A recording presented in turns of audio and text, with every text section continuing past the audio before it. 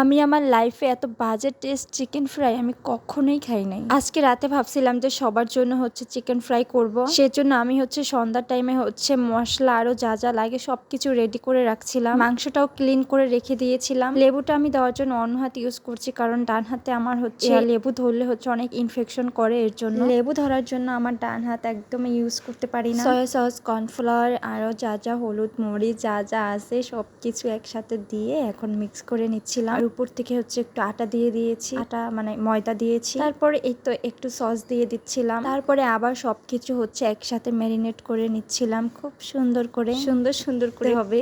আর আমার কাছে ম্যারিনেট করতে অনেক অনেক ভালো লাগে। ম্যারিনেট করতে করতে আমি যে মশলাটা দেবো সেইটাই আমার মনে ছিল না, হঠাৎ মনে পড়লো, তো এখন হচ্ছে মশলা দিয়ে দিচ্ছি। দেওয়ার পরে আবার সবকিছু মিক্স করে আমি হচ্ছে ফ্রিজে রেখে দিয়েছিলাম। এই তো এটা হচ্ছে 2 ঘন্টার পরের ভিডিও। চলে আসলাম ভাজার জন্য। এই তো ভাজার জন্য একটা কড়াইতে দিয়েছি। ফার্স্ট থেকে হচ্ছে ভিডিও করি নাই, তো আমি হচ্ছে পরে ভিডিওটা করলাম। যখন ভাজতেছিলাম তখনও বুঝি নাই যে ভাই এত খারাপটা টেস্ট আসবে, মানে আমি নিজে করছি সবকিছু, মানে এত খারাপ লাগবে আমি কখনোই ভাবি নাই। আমি এত খারাপ বানাই না, আমার চিকেন ফ্রাই অনেক অনেক মজার হয়, কিন্তু আজকের দিনে এমন হলো কেন আমি সেটাই বুঝতেছি না। কেমন যেন কোনো মচমচে না, এইরকম চিকেন ফ্রাই স্বাদ লাগবে মানে আমার চিন্তার বাইরে, যে এইরকম কেন লাগতেছে, মানে এত বাজে টেস্ট ছিল, কেউই খাইতে পারে নাই।